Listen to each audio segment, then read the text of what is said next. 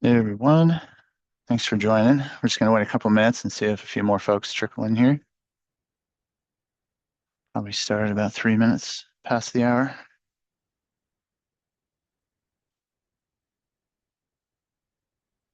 All right,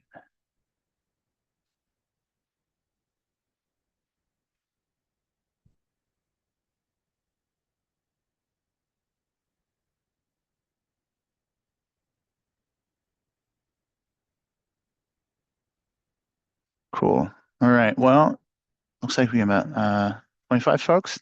Expect probably more folks soon, but let's get moving. So hello everyone, welcome to our latest in our Climate Smart Wood Group webinar series. This one is case studies in climate smart wood procurement, with a focus on intentional sourcing.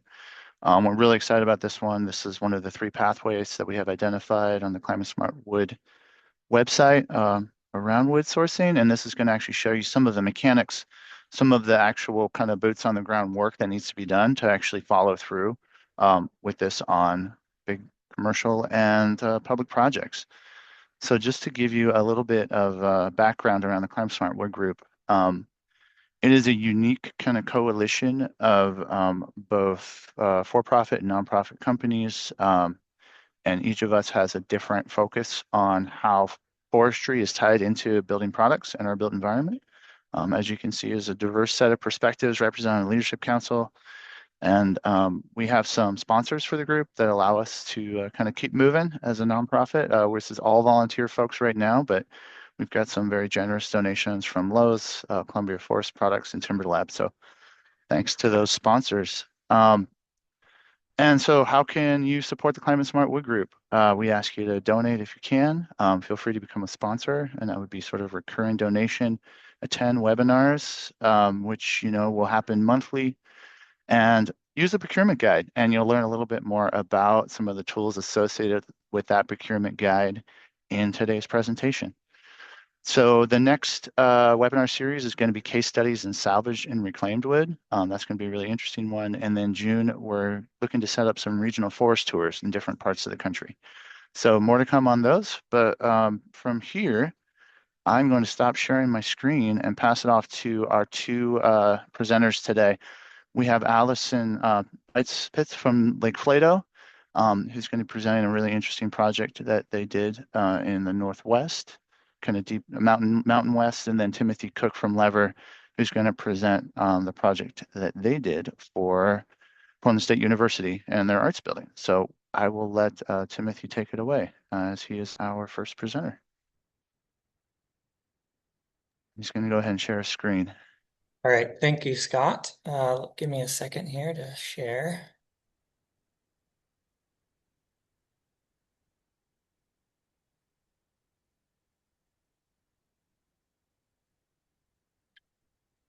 All right, thank you everyone for joining today. Today I'm going to be presenting the Portland State University School of Art, History, and Design, and the intentional wood sourcing that was achieved on this project. Before I dive in, I wanted to take a couple of minutes to talk about forests, and in particular, the unique ways that tribal nations manage forest land. So there are actually hundreds of Native American tribal nations throughout the US that manage forest land. In the Pacific Northwest, we're really blessed to have multiple tribes that manage forest land as one of the many beneficial outcomes of their management practices. They are producing timber off of their forests.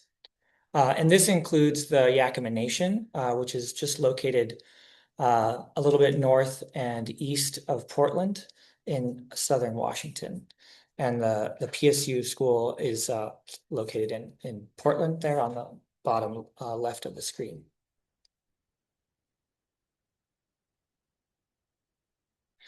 So I wanted to just really get specific for a moment. When we think about a forest, I think the first thing that probably comes to mind is trees, right? You need to have trees to have a forest. But it turns out that a well-managed forest is actually so much more than just a collection of trees. And this side-by-side comparison here starts to illustrate what I'm getting at. On the left, we have a healthy, ecologically diverse forest, while on the right, we're looking at an overstocked and unhealthy stand of trees in really dire need of thinning. So for a collection of trees to be considered a healthy forest ecosystem, we need to have a bunch of things going on. And this includes vegetation on the forest floor, as well as an understory where shade-tolerant trees, shrubs, and ferns can grow. And we also would like to see multiple tree species, and those trees should ideally not all be the same age. We should also have dead standing trees called snags, as well as dead trees lying on the ground to provide habitat for all of the fungi, bugs, birds, and critters that live in a forest. So really, in short, for a forest to be healthy and resilient, it needs to function as a complex ecosystem. Uh, so yeah, poorly managed forests, on the other hand, really tend not to have a lot of this ecological diversity. Um, And I'm here today to remind everyone that there's really exciting news that all of the tribal nations that I just mentioned really generally tend to manage forests in a really holistic manner, prioritizing these ecological benefits as well as cultural and social benefits. So this historical photo of the Oregon Coast Range from 1935 shows what the landscape looked like long before fire suppression was really used widely, and a lot of poor forest management practices led to overstocked stands that I showed in that previous slide. What we're seeing here is a mosaic of clearings or meadows interspersed with outcroppings of trees along protected ravines and north-facing slopes. It's landscapes like these that have been actively managed by tribal nations from time immemorial through a sophisticated place-based approach commonly referred to as traditional ecological knowledge, or TEK. This approach views the landscape as a system of interconnected relatives rather than solely composed of resources that need to be exploited. For example, cultural burning is an indigenous practice of using low-intensity controlled fires to manage ecosystems, foster biodiversity, and reduce catastrophic wildfire risks. Tribes use fire to clear brush, promote foods such as camas, enhance basketry materials such as bear grass, and support habitat for game. These quote unquote good fires are really healing the landscape and helping to create and maintain this kind of mosaic forest that we saw in the previous slide. And it turns out these patchy forests are much more resilient in the face of climate change because these gaps provide natural breaks that slow down and reduce the intensity of wildfires. So these low intensity controlled burns also reduce the overall amount of fuels that would otherwise build up in the forest without periodic fires. Another thing I'll note is that diversity of tree species also helps reduce catastrophic wildfire risk and in particular control pests and diseases such as bark beetles and root rot. And this is because there's pests and pathogens that tend to target specific species. And so if you have multiple species, you have a lot more resilience in the forest. So today, many tribal nations, including the Yakama Nation, manage forest land by pairing this traditional ecological knowledge with modern science in order to prioritize ecosystem health and produce cultural resources. In many instances, particularly in dry forests on the east side of the Cascades, this wide range of benefits is achieved by pairing selective thinning with prescribed burning. And this kind of zoom in here gives us a sense of the mosaic forests that are present on Yakama Nation land due to this practice of selected thinning and prescribed burn. So now that I've provided this very brief introduction to tribal forestry practices, I wanted to return to the PSU Art and Design project. This building is a ground-up structure that will be the new home for the schools of applied art, art history, and design at Portland State University.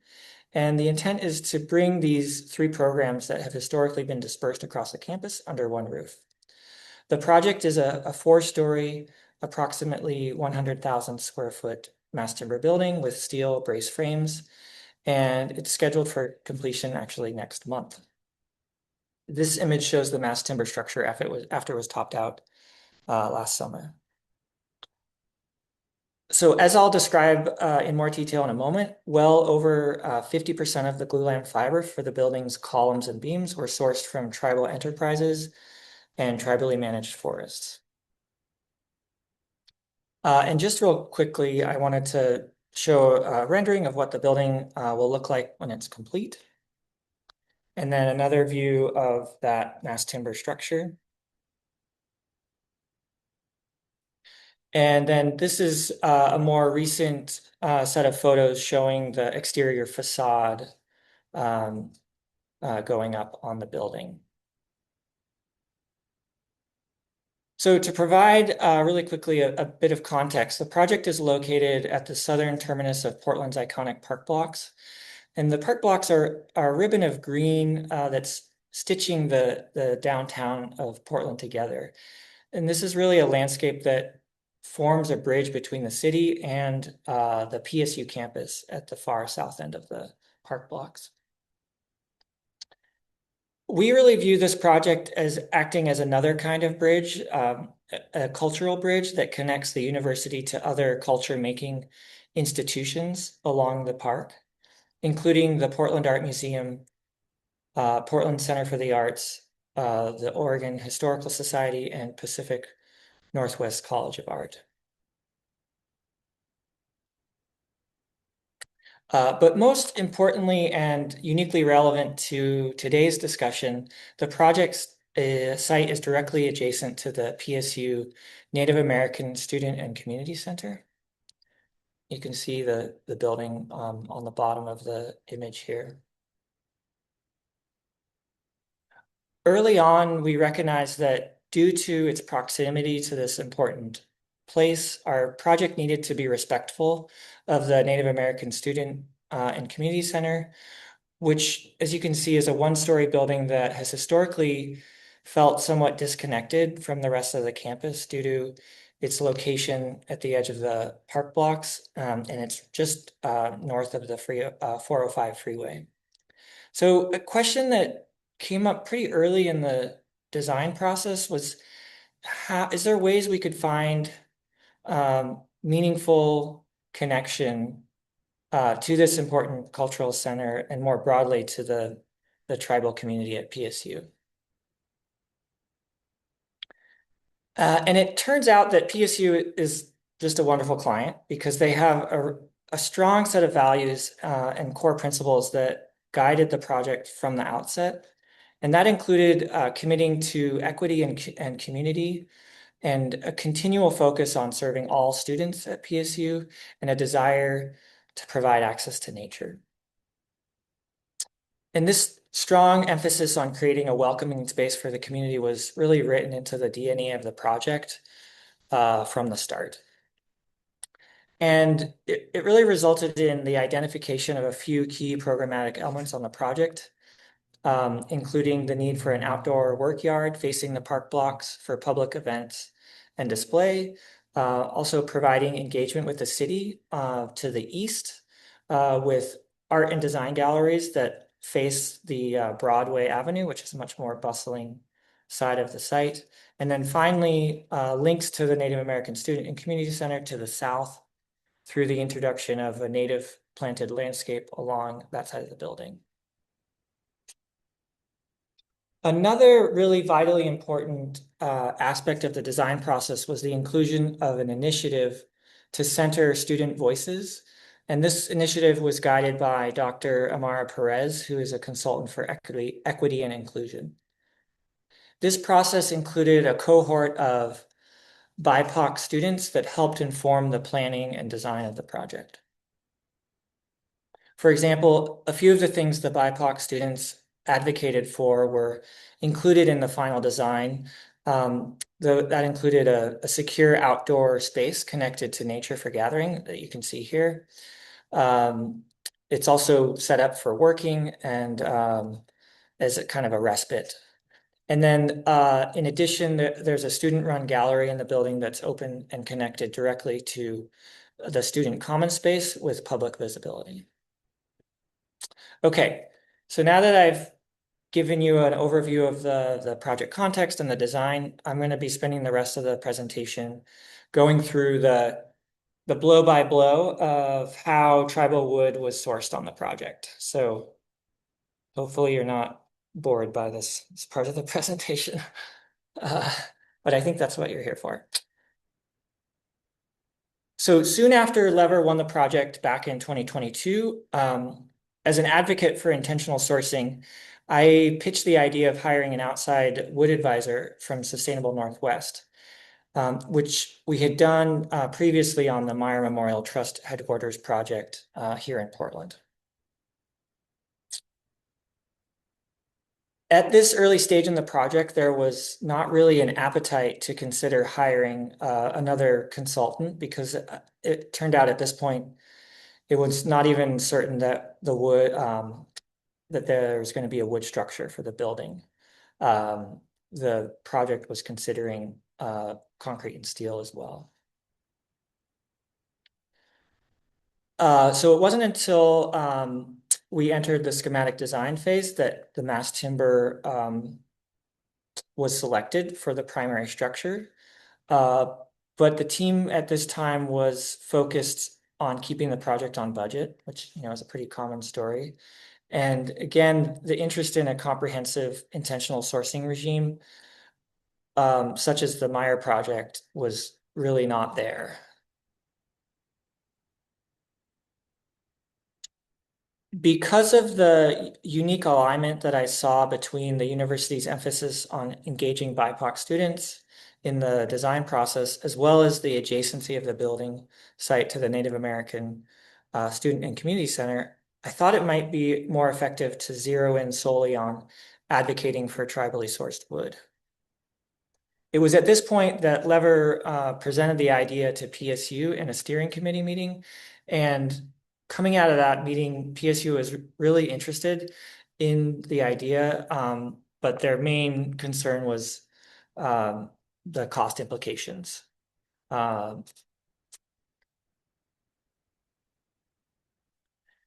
And then after that, there was another really key moment in the process when I think in retrospect, this was really critical for enhancing PSU's buy-in on this idea. And that occurred in October 2023, when Lever decided to attend a multi-day forest tour that was led by Sustainable Northwest with Jordan Zettel and Paul Vanderfort in Southern Oregon. And we invited the PSU team to join us as well. So Mackenzie Gutierrez and Bryce Tolene, two of the project team members from Lever, joined the tour, as well as one of the project managers from PSU. They visited multiple forests managed by the Cow Creek Band of the Umpqua tribe near Canyonville, Oregon, as well as their small sawmill facility. And they were introduced to the nuanced and sustainable practices that the Cow Creek Band employ on their forests. As it turned out, the wood products being produced by the Cow Creek Band were mainly incense cedar for siding and fencing, but the story of how they manage their forests resonated with the team and got everyone really excited about the potential positive impact of tribal sourcing.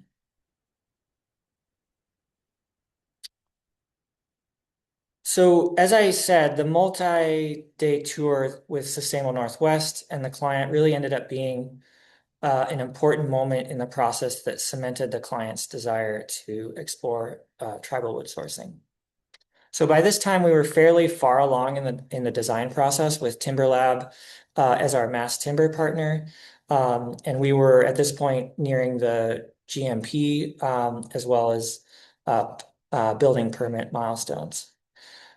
Because we had such great partners in Swinnerton, who was the general contractor, and Timberlab, they were really game to see what could be achieved at this late stage in the process. Very quickly, Timberlab was able to investigate what was doable and provided a series of cost tiers to source from tribal lands.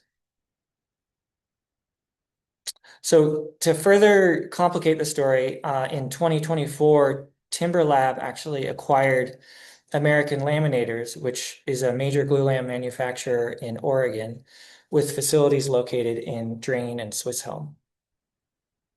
Prior to Timberlab buying American Laminators, we were working with the understanding that we were actually going to be getting our glulams from Zippo Laminators, and had actually toured the Zippo facility in that tour back in October 2023. The switch to Timberlab sourcing from what was now their own plant, the American Laminators facility, it came quite late in the process, but this turned out to not actually cause much of an issue because it actually turns out that both Zippo and American Laminators source a lot of timber from the Yakima Nation. So after Timberlab evaluated what was possible and PSU weighed the cost impacts, we ended up with an approximately $75,000 premium for a guarantee of at least 50% of the land stock being sourced from tribal lands for both the glulam columns and beams. This decision happened right before construction started. So in the end, it was not until the building was under construction that we received documentation verifying that at least 50% of the lamb stock was tribally sourced. So now, just to wrap up in the last few minutes here, I'm going to briefly show you what that documentation looked like. Give you a little look under the hood here. So as I just said, all of the glulams were fabricated by Timberlab in the former American Laminators facilities. American Laminators had to take special care to set aside the dedicated piles of wood for this project's material to ensure we did not get intermixed with the general supply chain or the supply stream. So the tribally sourced lamb stock was acquired in two different ways. About half of it was purchased directly from the mill that's owned by Yakima Forest Products. And the Yakima Forest Products mills logs that are coming from the forests that are managed by the Yakima Nation. The other half came through a wholesaler that was also sourcing from Yakima Forest Products. And since the wholesaler intermixed two of their shipments, there was actually roughly 5% of the tribally sourced material that ended up coming from the Umpqua Indian Forest Management. And then what happened is Timberlab basically compiled and shared the purchase orders and fabrication slips to help track the material's chain of custody back to the mill. And as you can see here, this example is showing a shipment from Yakima Forest Products.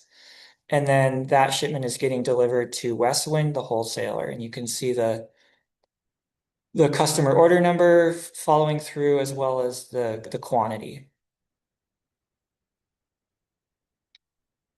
And then we can go back to that spreadsheet that Timberlab provided to us, and you can find that same invoice number and dollar value, or sorry, I guess the square footage value there to validate. And then finally, here is an example of this schedule of glulam members on top of this image.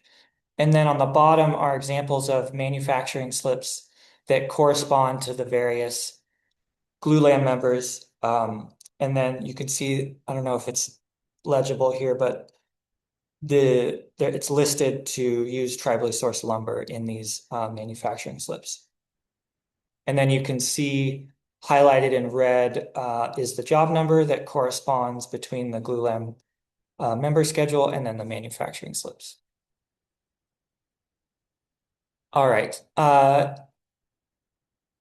Just to wrap up here, I wanted to mention a really cool experience that I was able to take part into in basically a year ago. We were really lucky enough to have the opportunity to invite Christy Feander, who's a Yakima Nation tribal member and a timber resource manager at Yakima Forest Products. And we invited her to come down and visit the building last spring while the building was under construction. And we invited her to talk to a class of University of Oregon students who were learning about intentional wood sourcing and talk about tribal management practices on the Yakama Nation land. So just to wrap up, I wanted to just highlight a few takeaways from today's presentation. So the first is that tribes manage forests for a myriad of benefits beyond the production of wood fiber. And if you source from tribes, you're really supporting tribal nations, tribal enterprises, and you can know that you're sourcing climate smart wood. It's actually easier than you might think to source tribal wood because tribes such as Yakama Nation produce really high quality lumber that is sought after for applications such as lamb stock. And there's not necessarily going to be a huge cost burden on the project to source tribal wood. It really comes down to um, the the effort and the administrative costs of tracking.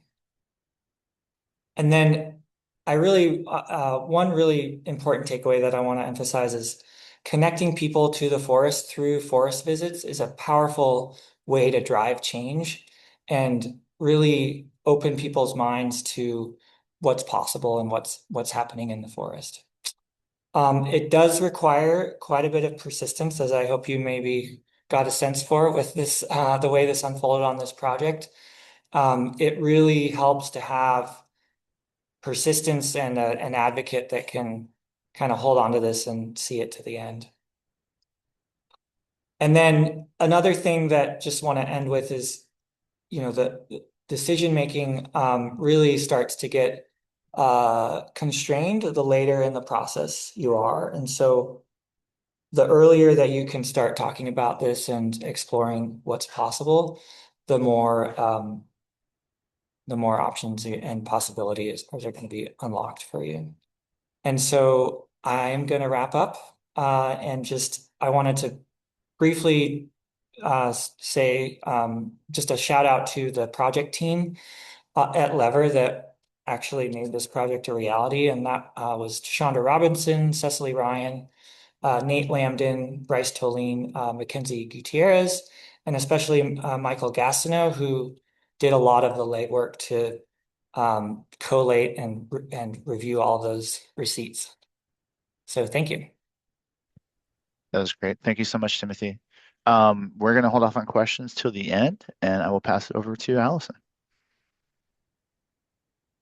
So you can stop share, Timothy, and she can hop in. Yes. Thanks, guys. Thanks, Timothy. Hey. Hi, everyone. My name is Alison Peitz. I'm an associate with Lake Flato, and today I'm going to be sharing Montana State University's Gianforte Hall School of Computing as a case study for regionally sourcing our mass timber. To provide a little bit of basic project information, this building was for MSU's main campus, which is based in Bozeman. The project was originally kicked off in 2022 and is on track to be completed this summer. The building is 58,000 square feet, so quite a bit smaller than the one we just looked at. And our original budget was $34.5 million. So this comes in at just under $600 per square feet. And even back in 2022, this cost per square foot was still pretty lean for a project aspiring to be mass timber. We, like Flato, served as the collaborating architect on this project alongside our key partners. Henneberry Eddy's Comic Q Studio served as the prime architect. They are based in Bozeman, and our structural engineer was DCI, also based in Bozeman. And similar to the story you just heard from Timothy, during the pursuit of this project and early on the project, mass timber was discussed as an option, but it certainly was not a foregone conclusion. Mass timber was a fairly new concept for MSU. There were not any mass timber buildings on campus yet when this project was begun.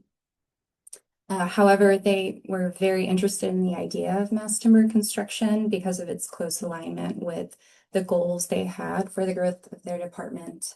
And they got really excited about precedent projects we shared with them, such as Amy Gutman Hall, which has a similar program. It's a data science building that we completed a couple of years ago for University of Pennsylvania. So a little more background on early conversations we had with this client. It became very clear they had a couple of really high priorities. The first being to create a vibrant and welcoming hub for computing, innovation, and collaboration. So this was not their first academic building for computing on campus, but the ones that they did have at the time definitely had a more industrial aesthetic. And so the department really wanted this building to have a different feel, to draw a much broader population of students to computing topics. So there's a few ways they did this. The first being that they wanted to integrate program that served creative departments like photography, music, and the arts that had some overlap with computing, house them in the same building. They also wanted to include a lot of informal collaborative spaces to drive cross-disciplinary innovation. And then they wanted to differentiate this building and make it a destination that draws students from across campus. So this was another important part of why they wanted to have mass timber on this project. But another very high priority item for this group and for the major donor on this project was that this very large investment they were making would support regional and national economic development.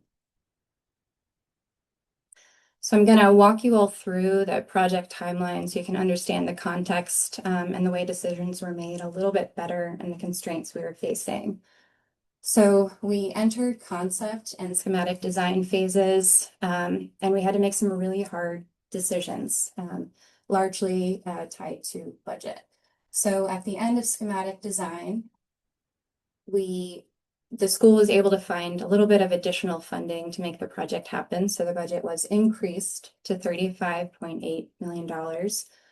However, to get the project on budget, while carrying options for steel and mass timber, we still had to plan to shell about 35% of the interior spaces in the building to meet our budget. One happy surprise was that mass timber was actually coming in under the cost of steel by quite a bit, over $1 million of savings. And this was in large part due to kind of the expectations of the department and the way they wanted the building to feel. Having a steel building would require a lot more wood finishes throughout the project, which ended up adding a lot of costs that we made sure we were accounting for. So this made kind of the path forward with mass timber an easier one. It was at this point in the process, we also had FSC certified wood priced out as an option, but this came in at a $440,000 premium, which was enormous. And it was something that would not provide very clear, tangible benefits to the students in this building, whereas investing in finish outs would. So at this point in time, that option was rejected. And this is kind of a quick image of where we stood design-wise at the end of schematic design when we were still weighing steel or mass timber as options. So this was a challenging moment. I know as a practice, we are always aspiring to source wood, and our default is to go to FSC certified wood, since it's the surest way to ensure that the wood you're using on your project is coming from well-managed forests. However, increasingly, we're finding this is hard to achieve on projects. So on this project, we were saying, hey, okay, we can't get FSC certified wood. How can we be aspirational in some other way about how we're getting this wood and how we're using it on the project? So luckily, around the same time, I was getting more involved in conversations happening within the Climate Smart Wood Group, and tools are actually being developed that could be used on projects for intentional sourcing of wood. And that was happening right around the same time these decisions were being made.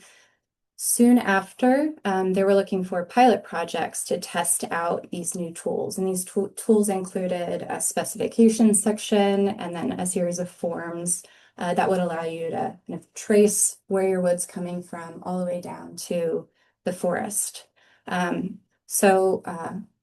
mean, we were hopeful, hey, maybe we can look at sourcing regionally, but at a minimum, we can at least ask for this information, see how much can be provided, and this can be feeding back information into this process and the development of these tools.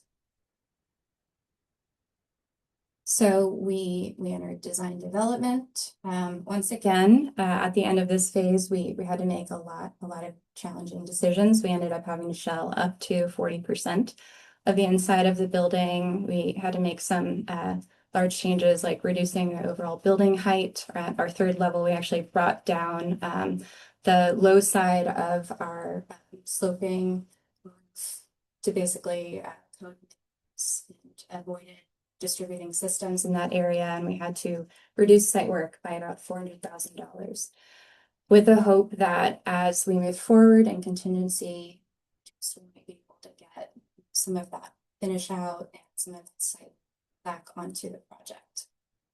It was around this same time that the GC selection process began, and it became clear pretty quickly that there was a front runner, and it was a partnership between Swank, who didn't have previous experience with mass timber erection, and Western Wood Structures that had a significant amount of experience with mass timber projects in the past.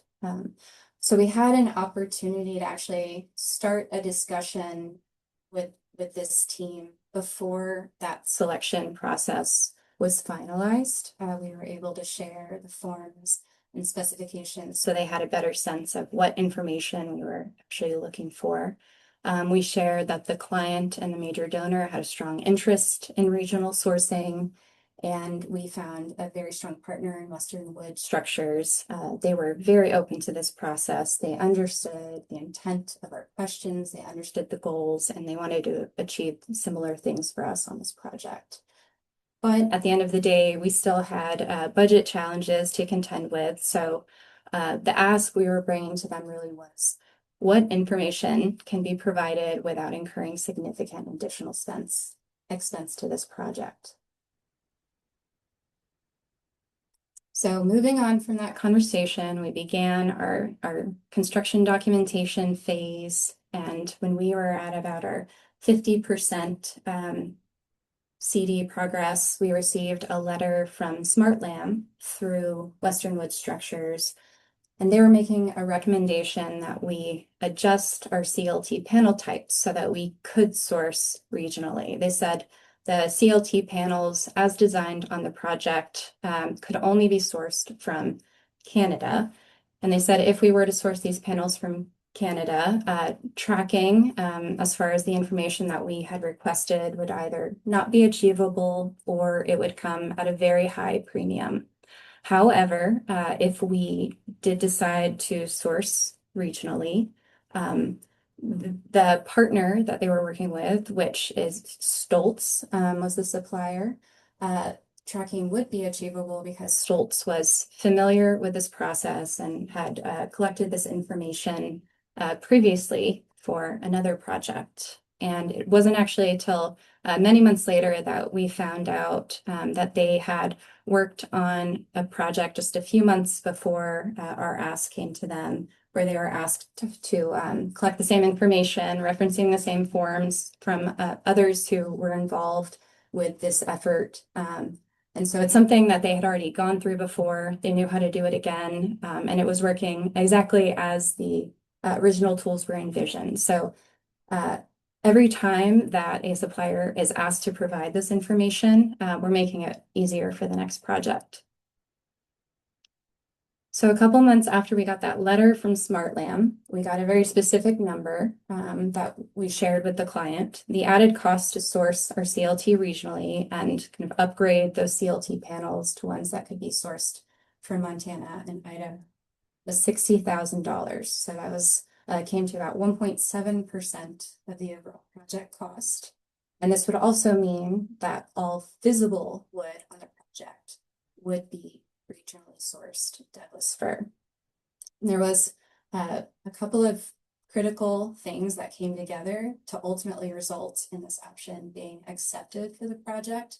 The first was the strong commitment on the part of the client group, the department, the university, and the major donor in reinvesting in this regional economy, but also the timing of this decision and the time which we got this very specific number was critical because we had already developed a path forward for the project, and we knew how to get it done. And so this felt to them like a smaller amount of money to achieve a really big goal. And it was also at a time when we were starting to get a better sense for where additional funds might be. So we got this option accepted to get these changes incorporated to the document set, completed our construction set, got a new GMP, and as actual pricing from subs came in, that pricing came in lower than anticipated. That a lot of those contingency funds were released. We found ourselves in a position where we were actually able to add back a lot of those interior finishes and some of that site work. So we were very lucky that we had this information come in at a certain time when we had the ability to accept it. So digging into the sourcing and tracking process itself. So the specifications and forms, while we kind of shared them more informally early on, were officially incorporated into our GMP set. These are the procurement tools that are available on the Climate Smart Wood Group's website. All you have to do is download it and then update a lot of the details in that spec section to reflect details of your own project. The mass timber was ordered and it was installed on site, and it wasn't actually until several months after erection was completed that we received the tracking forms.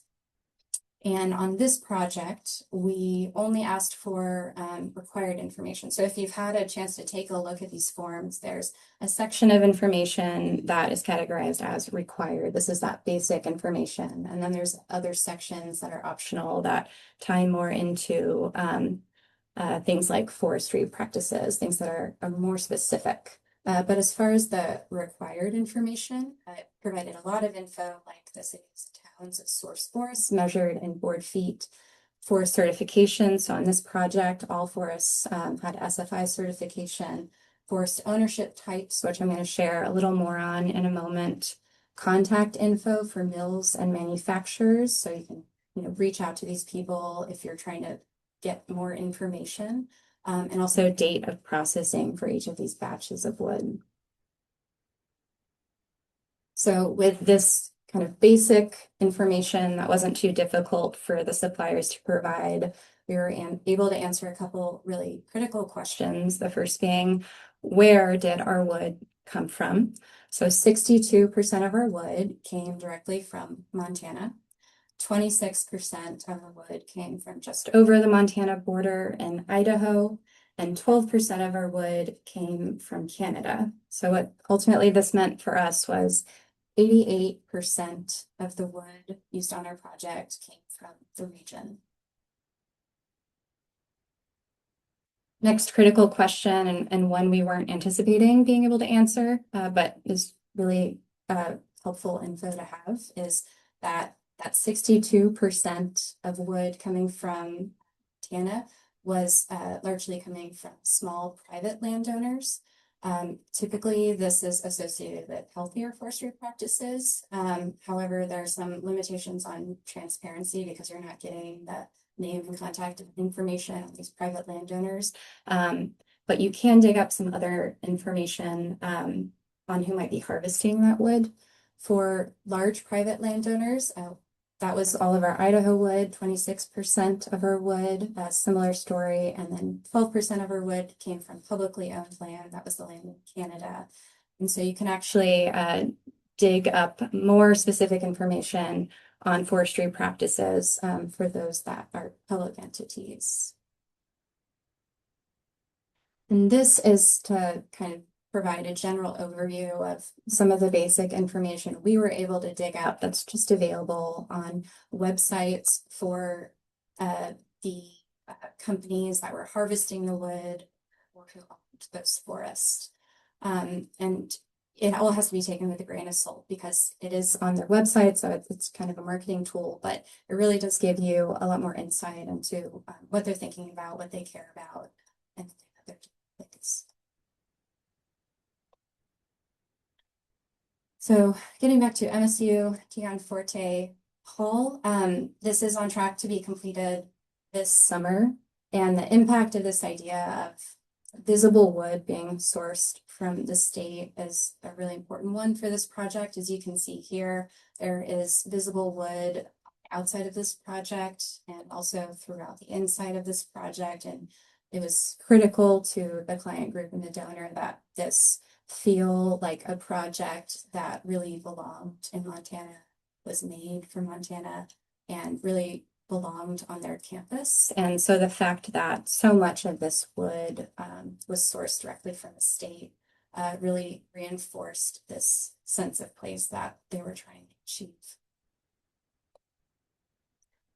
Getting to lessons learned from this whole process, we found that this was less of a lift than we had originally anticipated. The time required to make climate smart wood sourcing possible did not require an additional fee for our client. And I mentioned this before, but it's a really important number. The premium to source regionally was approximately 1.7% of the overall construction cost, which was dramatically smaller than kind of that default FSC default to FSC certified wood. So it's achievable for many more projects. Our greatest time investment was actually in doing research, visualization, and then storytelling for the project. So kind of more marketing side. And then internally, finding that this was something that could be worked into a project so easily. We are working to make intentional sourcing our business as usual approach for mass timber project delivery across the office. We would like to test out things like tribal sourcing, similar to Timothy just shared, and then also dig into ways that you can find out more about forestry practices, which based on what we know seems like a tougher lift. But these should all be things that should be considered on a project. So opening everything up for questions. That's great. Thank you so much, Alison and Timothy. That was a lot of really good detail. And surprisingly, we have some very detailed questions as a follow-up to that. So there's a Q&A tab. If you click in there, there's a couple questions that have already been asked. The first one is from Dean. And it says, I realize you are an architect, not an attorney, but could discuss considerations for complying with public procurement laws when specifying climate smart wood sourcing, i.e. what if a vendor submitted a proposal to provide non-climate smart wood for less cost than tribal wood. How do you construct a request for a proposal or invitation to bid to ensure you get the wood you want while still complying with public procurement law? That's a, I mean, that's a interesting one right there. I don't know if Timothy, are you equipped to answer that question? Well, I am not an attorney, so I don't know if I am equipped, but I will say that uh, my very limited knowledge, I think there is the ability to, at least on this project, the ability to source tribal wood um, wasn't uh, like limiting the public procurement process in terms of um, my belief. I might be wrong about this, but my understanding is that that public procurement process happens, when the project is awarded to a general contractor and the design team, and then the general contractor has requirements as well. Um, but this was much more about saying like, what could we achieve within that process that already existed? And so I could imagine where you might it might be more challenging if um, this was, a requirement from the outset and less of a process of figuring out what was possible within the existing uh, set of vendors. Mhm. Great. Um, Another question from Annie, is sourcing from any tribe alone enough to provide assurances that proper forest management is in place? Um, so I mean, I really feel like the right question to be asking is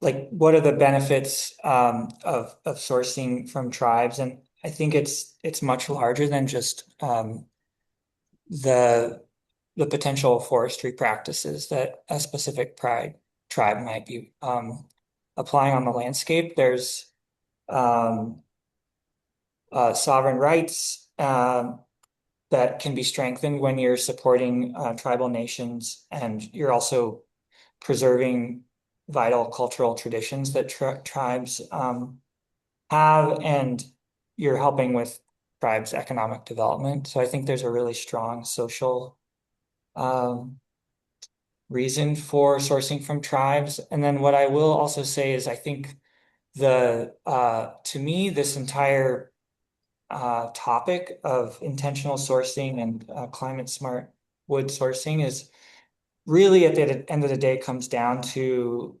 developing relationships and connections.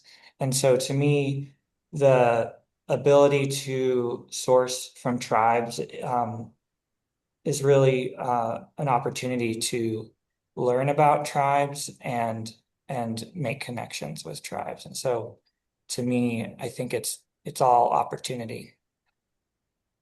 Great. Thanks, Timothy. And this last one's from Brittany. It's for you, Allison. Are you able to elaborate on the panel type and what was causing sourcing to Canada as designed? Like, what about the panel you're using that was triggering that sourcing need? And how did upgrading the panel type impact the design, if at all? Yeah, it's a really good question. So if I'm recalling correctly, I believe our original CLT panels were kind of optimized to price. So the inner lamellas were actually SPF, and then the outer visible lamellas were Douglas fir, because that was the more cost-effective solution. So it was basically upgrading to Douglas fir more throughout that whole panel. And I don't remember there being a really significant dimensional change. And if there was, it was very, very minor and really didn't result in any large design changes. Great. Well, if there aren't any further questions, I think we'll give everyone their time back. But I just want to thank everyone who was a part of this presentation, Allison and Timothy, for all the generosity of your time and knowledge. to kind of share some of the mechanics of this thing that we all aspire to do, but not everyone's quite figured out how to do it yet. So that was really, really helpful. And the next presentation is going to be May 27th, and that's focused on salvage and reclaimed wood. We've got Ray Tamblin from Cambion Carbon presenting and Chris Rutherford from the Architectural Salvage Warehouse of Detroit. So that should be a really interesting one. So thanks everyone who attended the webinar, and I hope everyone has a great Wednesday. We'll see you soon. Thank you. Thanks all.